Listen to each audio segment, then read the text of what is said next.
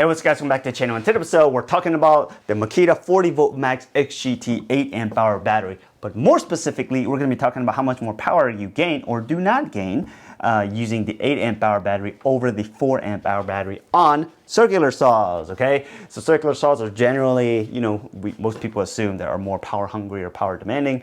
So how much more performance are we going to get using a bigger battery that can deliver more power versus the 4 amp hour battery, right, versus a smaller battery. So we have two saws here to test that today. We have the GSR01 and we have the GSR02, which is a 10¼ inch saw. GSR01 is 7¼ So we're not gonna go over all the tools, but we're actually just gonna do an update to the leaderboard on running the test and see how that runs. You do not want to miss this if you are interested in it. So stick with us.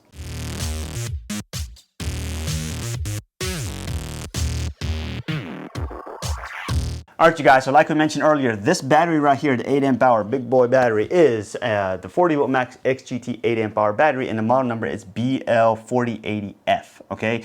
Traditionally, when you buy either one of these tools as a kit, what they include in the kit is the 4 amp hour battery, and that model number is BL4040, okay? So like I said, if you buy it as a kit, that's what you get. If you don't buy it as a kit, tool only, you don't get any batteries, obviously. We already have a full review, and this is a disclaimer, we already have a full review of this tool, the GSR01 and the GSR02 up on the channel. So this is not a review of these tools, but more of an update to the leaderboard. So if you want to check out the GSR01 review, go check out episode 14 of Circular Saws. And if you want to check out the GSR02 review, check out episode 7 of Circular Saws. This is episode 19, which is just an update to the leaderboard with the 8 amp hour battery. So let's get on with it.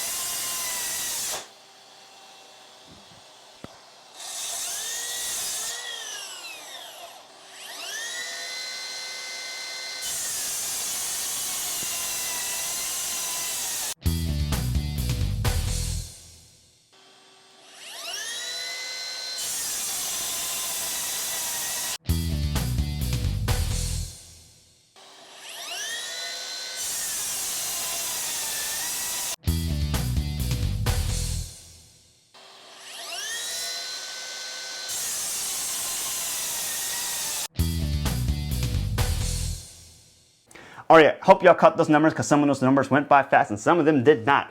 Just kidding, they all went by fast. So just to do a recap on the test, since it's been a while to catch everybody up, we run a 3 tests on we run 3 tests per stack, right? So first we take LP top notch 350 subfloor, we stack it twice, there's 23 30 seconds times 2, and then we run about 3 tests.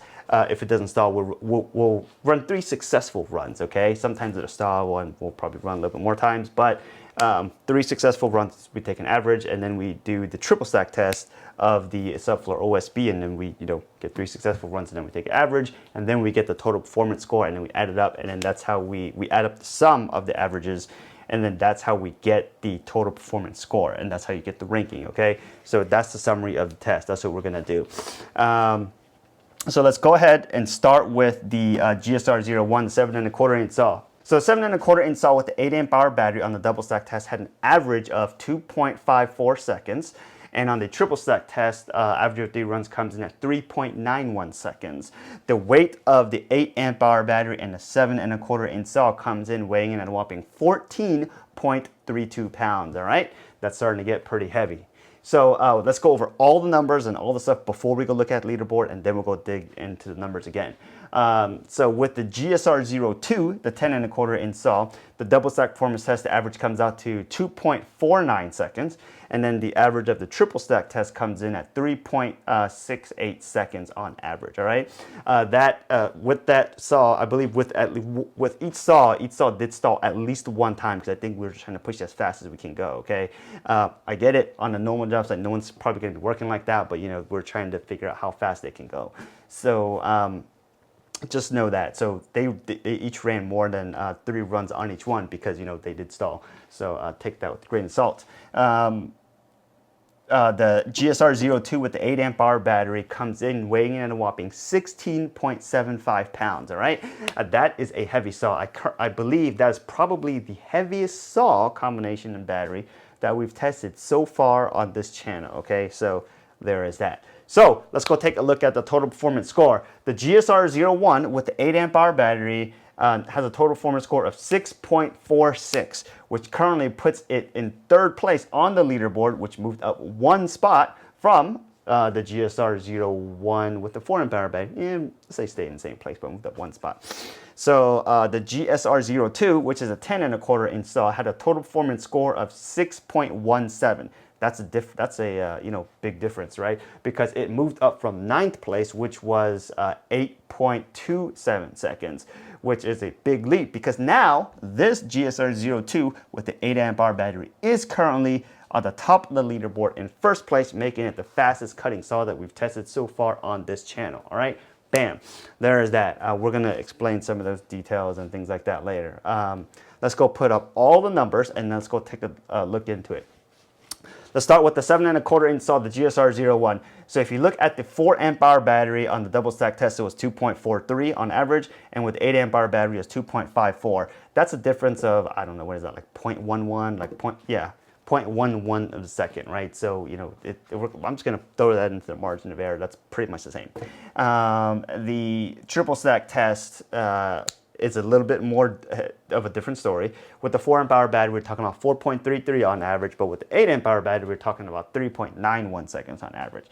So it did gain a little bit there. You could argue, you know, 0.4 is probably, you know, you're getting away from like closer to like half a second of margin of error. Someone's going to argue, but let's just say that it gained a little bit more there, okay? But the total performance score was 4.46 with the 8 amp hour battery, and the 4.76 with the 4 amp hour battery, you know, not too much of a difference. We're talking about like 0.3. So, you know, it pretty much stayed the same. I'm just going to go with that. Small hair of an improvement. The other big thing to take away from there is that with the 8 amp hour battery, it actually ends up weighing 2.31 pounds heavier, okay?